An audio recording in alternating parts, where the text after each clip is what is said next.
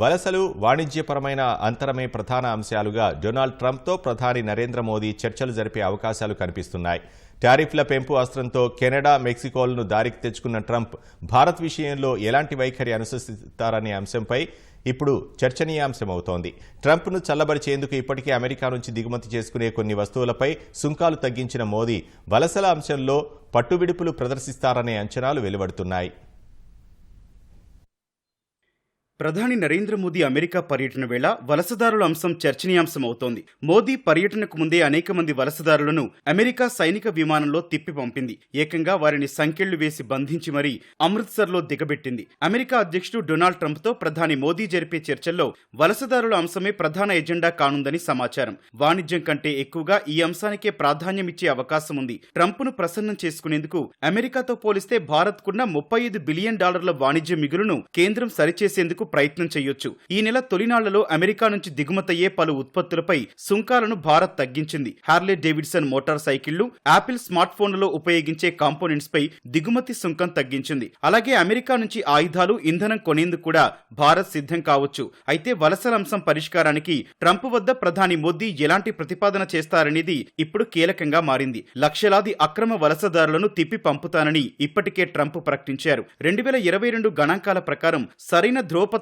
లేకుండా అమెరికాలో ఉంటోన్న వలసదారుల్లో 3వ స్థానంలో భారతీయులున్నారు. అమెరికాకు చెందిన ప్యూ రీసెర్చ్ సెంటర్ ప్రకారం మెక్సికో, ఎల్ సాల్వడార్ ప్రజలు మొదటి 2 స్థానాల్లో ఉన్నారు. ఇదే సమయంలో అత్యధిక సంఖ్యలో నైపుణ్యం ఉన్న వారిని లీగల్ గా అమెరికాకు పంపుతోన్న దేశాల్లో భారత్ కూడా ఒకటి. H-1B వీసాల ద్వారా అమెరికా వెళ్లే వారిలో భారతీయుల సంఖ్య 72% ఉంది. అమెజాన్, గూగుల్ మాతృ సంస్థ ఆల్ఫాబెట్, TCS వంటి సంస్థల ద్వారా ఐటీ నిపుణులు H-1B వీసాల ద్వారా అమెరికాకు వెళ్తున్నారు. తద్వారా అమెరికా సంస్థలకు తక్కువ జీతాలకే నిపుణులైన మానవ వనరులు దొరుకుతున్నాయి. తద్వారా ఇరువైపులా లాభం చేకూరుతోంది. అయితే నైపుణ్యం ఉన్న వారికి వీసాలు ఇవ్వడాన్ని ట్రంప్ మద్దతుదారుల్లో కొందరు ఇటీవల తీవ్రంగా వ్యతిరేకిస్తున్నారు.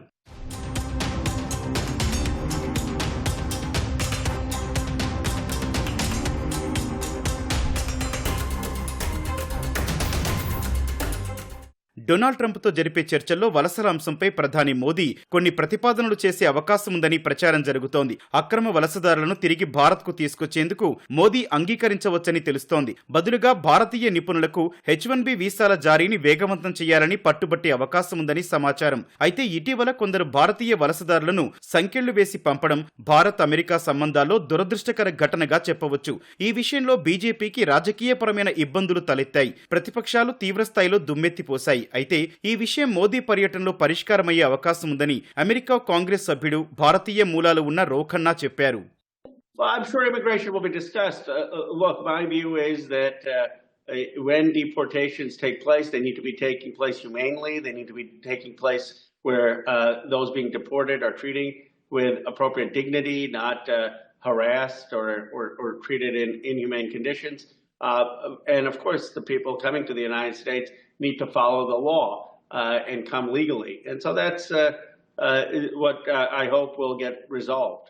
అమెరికాతో భారత అగ్రశ్రేణి వ్యాపారవేత్తలను సమతుల్యత చేసే విషయంలో ట్రంప్తో పోలిస్తే మోదీకి కొన్ని సమస్యలున్నాయి. వ్యాపారవేత్త గౌతమ్ అదానీ అమెరికా ఫెడరల్ ఇన్వెస్టిగేటర్లు, సెక్యూరిటీస్ అండ్ ఎక్స్చేంజ్ కమిషన్ చేసిన మోసం ఆరోపణలతో పోరాడుతున్నారు. అయితే ఆరోపణలను అదానీ గ్రూప్ ఇప్పటికే ఖండించింది. అలాగే రష్యా నుంచి చౌకగా చమురు తీసుకొచ్చి శుద్ధి చేస్తున్న రిలయన్స్ ఇండస్ట్రీస్ పై అమెరికా ఒత్తిడి తెచ్చే అవకాశం ఉంది. డాలర్లలో కాకుండా ఇతర కరెన్సీలో వాణిజ్య లావాదేవీలను పెంచినందుకు భారత్ పై సుంకాలు విధించే అవకాశం కూడా ట్రంప్నకుంది. ఇలాంటి పరిస్థితుల్లో అమెరికా అధ్యక్షుడు డొనాల్డ్ ట్రంప్ అమెరికా పర్యటనకు ప్రధానమంత్రి మోదీని ఆహ్వానించారు. తొలిసారి అధ్యక్షుడిగా పనిచేసిన సమయంలో ట్రంప్తో మంచి సంబంధాలు నిలిపిన ప్రధాని మోదీకి ఈ సమస్యలను అధిగమించడం ఇప్పుడు సవాల్గా మారింది. ఇరువురి మధ్య చర్చల్లో ఈ సమస్యలకు ఎలాంటి పరిష్కారం లభిస్తుందో వేచి చూడాలి.